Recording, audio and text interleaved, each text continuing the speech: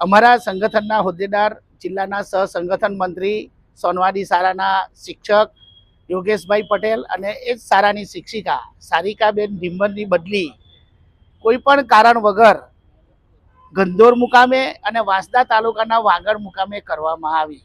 ગામમાં કોઈ વિદ્યાર્થીને મારવાની એસએમસી તરફથી વાલીઓ તરફથી કોઈ પણ પ્રકારની ફરિયાદ ન હોય. શાળામાં બાળકોના મહેકમ પ્રમાણે જ શિક્ષકોનું મહેકમ હતું, છતાં આવી રીતે ખોટી રીતે બદલી કરવામાં આવી. તેના માટે અમે ડીપીઓ સાહેબને પણ રજૂઆત કરી, ડીડીઓ મેડમને પણ રજૂઆત કરી અને આજે કલેક્ટર મેડમશ્રીને આવેદનપત્ર આપવામાં આવ્યા છીએ.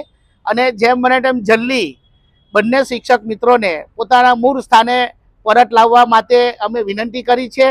નહીં તો અમે અમારા સંગઠન રાષ્ટ્રીય શૈક્ષિક મહાસંઘના રાજ્યના હોદ્દેદારો જે સૂચન કરશે એ પ્રમાણે અમે આગળ વધીશું.